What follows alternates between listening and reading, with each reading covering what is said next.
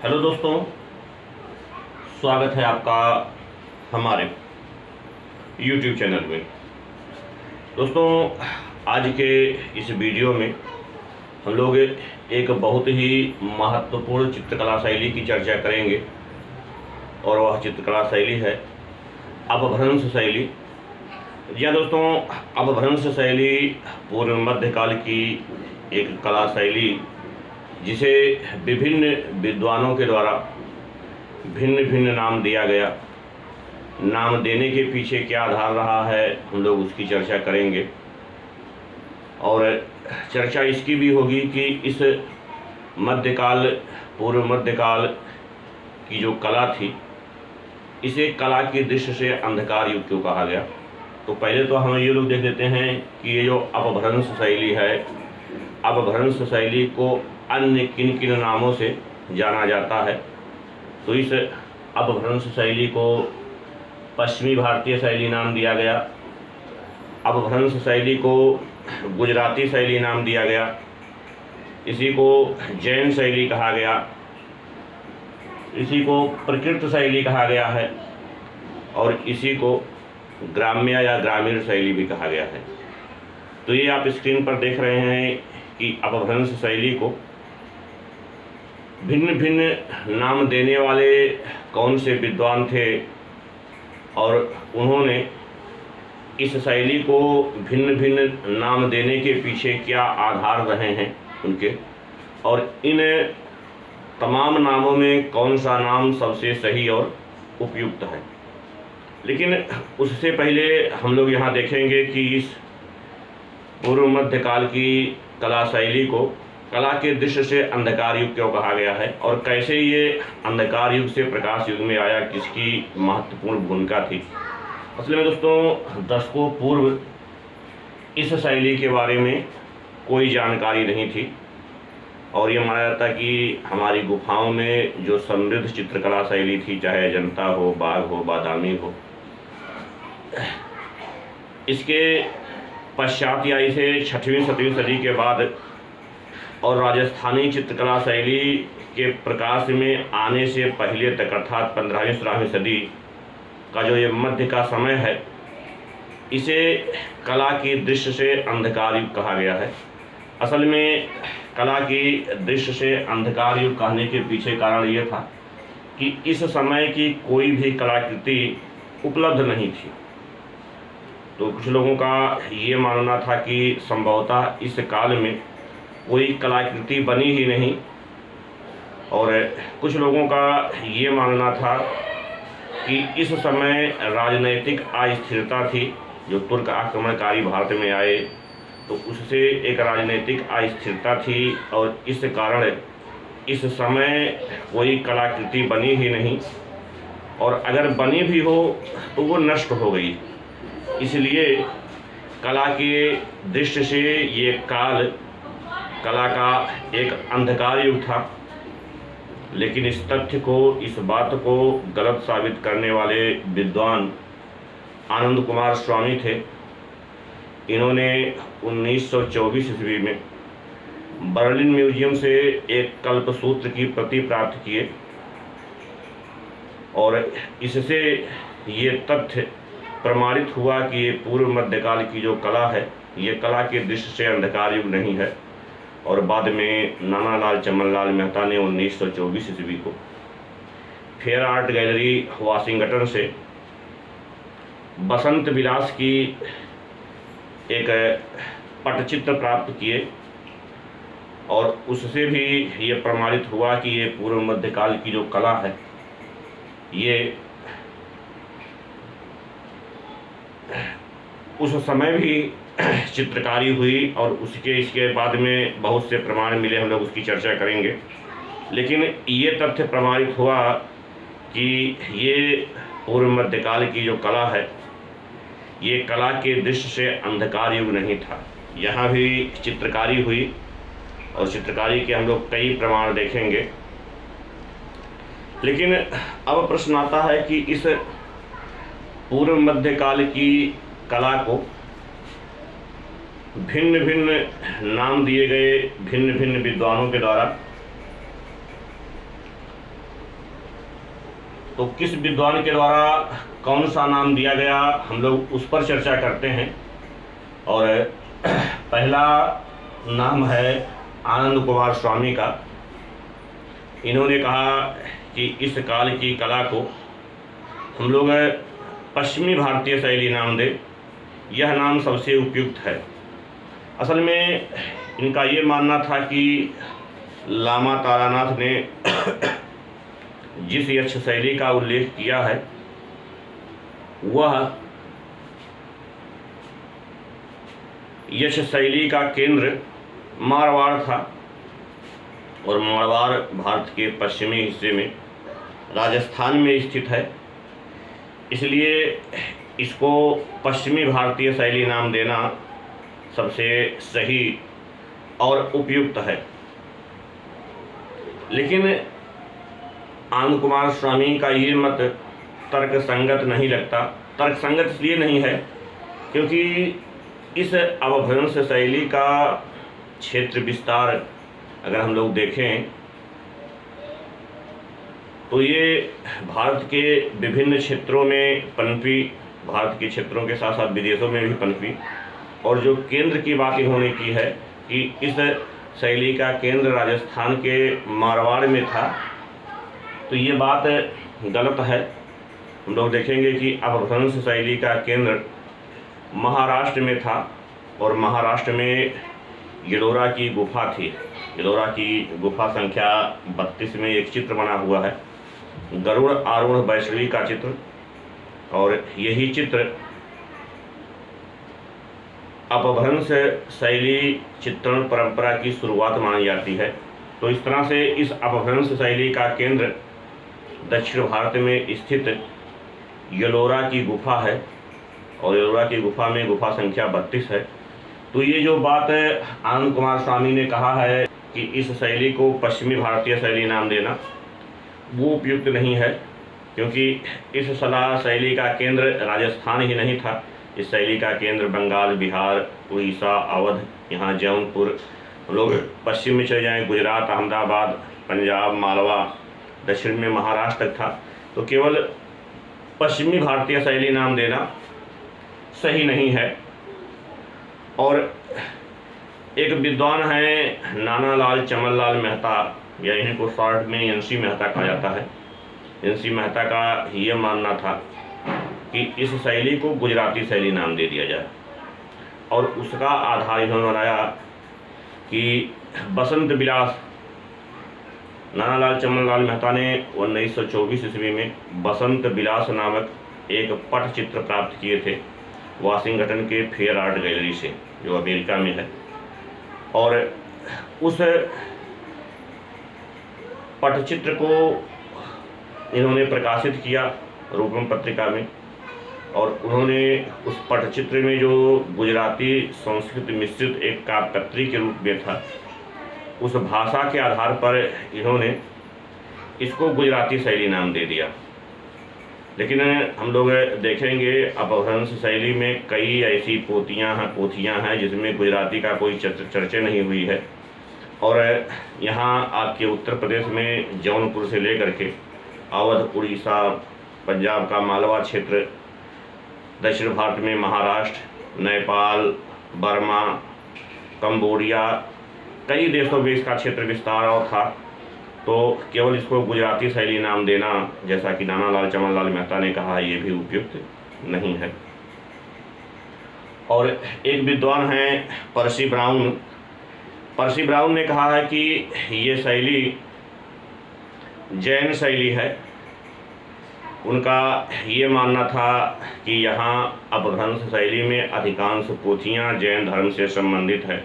चाहे हम लोग कल्प सूत्र की बात करें, विशेषावश्यक सूत्र की बात करें, 10 वैकालिक कथा, संग्रहणी सूत्र, निशीथ चूर्णी, श्रावक पथक्रमण चूर्णी, इसके अलावा नेमिनाथ चरित्र, धर्माम्बुध, कथा सहित सागर, अंग सूत्र, 63 श्लाका पुरुष चरित्र, औषध नियुक्त वृत्त, महावीर चरित्र, कथा रत्न सागर, बहुत सी पोथियाँ हैं जो जैन धर्म से संबंधित है। लेकिन ऐसा नहीं है कि इस शैली में केवल जैन धर्म से संबंधित पोथियाँ ही चित्रित की गई हैं। इस शैली में हिंदू धर्म से तमाम संबंधित पोथियाँ चित्रित की गई हैं, चाहे वो गीत गोविंद हो, बाल गोपाल स्तुति हो, दुर्गा सप्तशती हो, रति रहस्य हो, मार्कंडेय पुराण हो, पांडव चरित्र हो, तो ये सब हिंदू धर्म से संबंधित पोथियाँ चित्रित की गई हैं। इसके अलावा कुछ ऐसी भी पोथियाँ चित्रित की गई हैं जिसका धर्म से कोई संबंध नहीं है, चाहे हम लोग चौर पंचाशिका देख लें या कामसूत्र देख लें, ये भी अपभ्रंश शैली में चित्रित हुई हैं। तो जब विभिन्न धर्मों से संबंधित पोथियाँ चित्रित हुई हैं तो परसी ब्राह्मण का जो मत है वो भी एक तरह से तर्क संगत नहीं है। और इसके अलावा एक विद्वान हैं राय कृष्णदास और मोती चंद, इन्होंने इस शैली को अपभ्रंश शैली नाम दिया। अपभ्रंश का अर्थ है विकृति अर्थात परिवर्तनशील, और यह विकृति या परिवर्तनशील शैली को इन्होंने अपभ्रंश नाम दिया। इनका मत था कि ये शैली अपने मूल स्वरूप को खो चुकी है। मूल स्वरूप को खो चुकी है का तात्पर्य है कि जो इस देश की समृद्ध चित्रकला शैली थी उस तरह की चित्रकारी यहाँ नहीं हुई। यहाँ चित्रकारी में परिवर्तन है, उसमें पतन के लक्षण दिखाई देते हैं।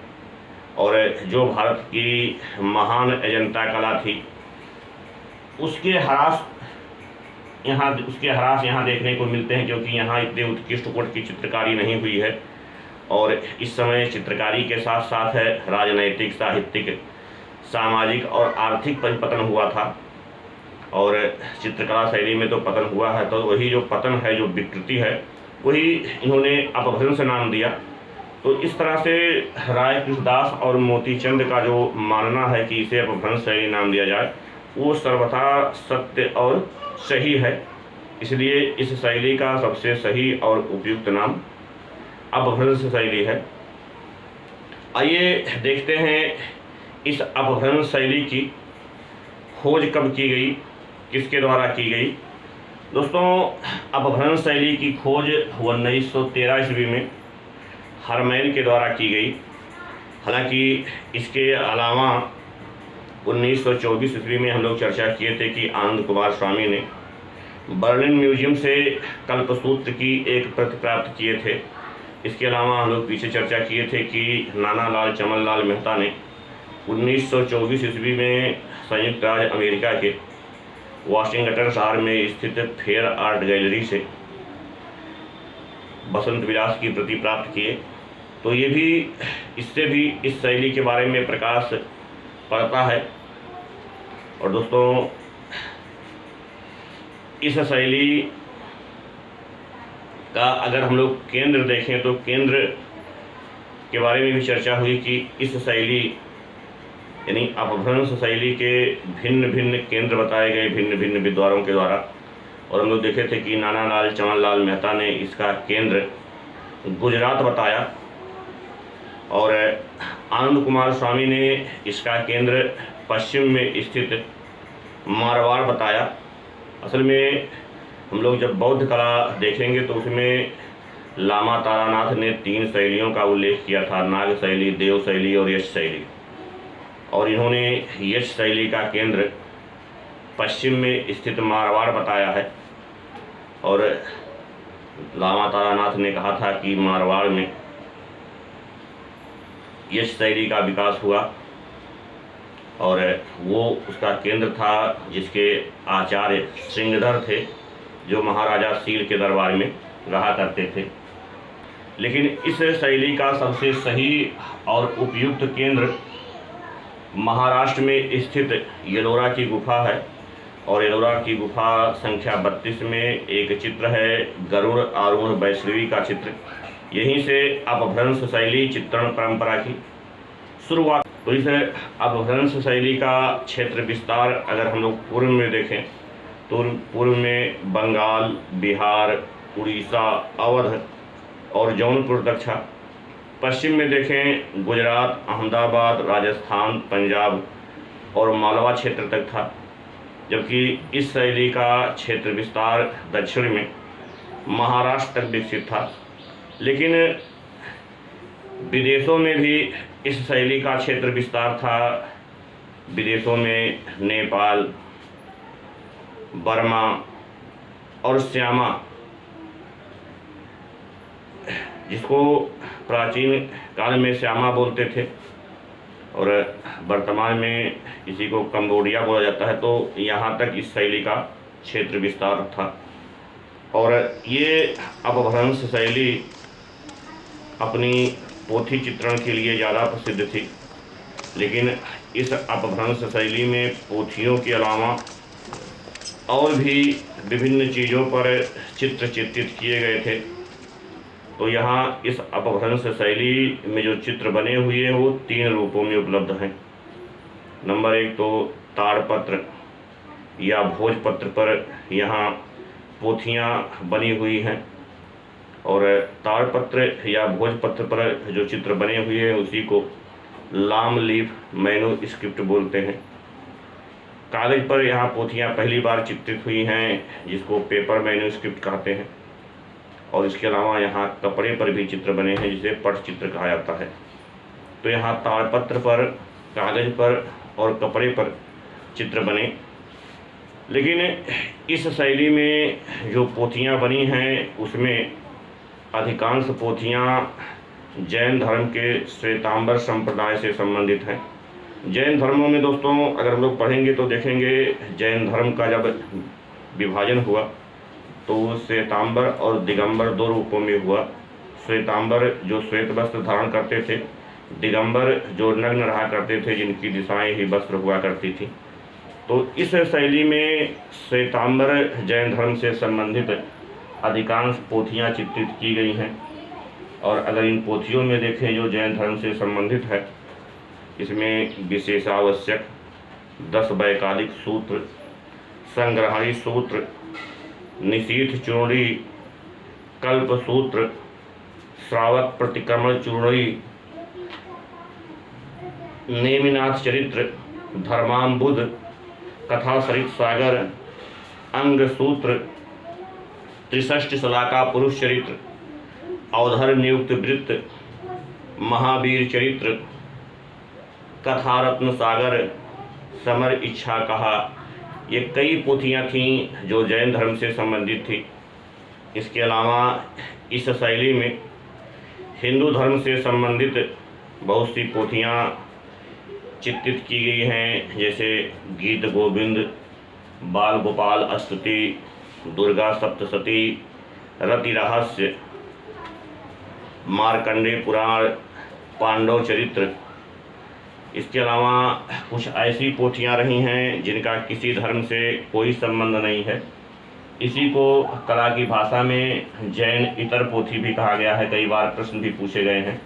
तो यहाँ इस अपभ्रंश शैली में जैन इतर पोथियों में चौर पंचाशिका और काम सूत्र, जिसे वात्सायन के द्वारा लिखा गया है, ये भी दोनों पोथियाँ चित्रित हुई हैं।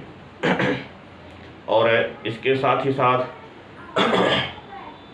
इस शैली में कुछ पट चित्रकला के भी उदाहरण मिले हैं जो कपड़े पर चित्र बनाए गए हैं, जिसमें एक नाम बहुत महत्वपूर्ण है, बसंत विलास, और दूसरा है पंचतीर्थ। तो ये 2 पटचित्र के रूप में भी इस अपभ्रंश शैली में मिले हैं।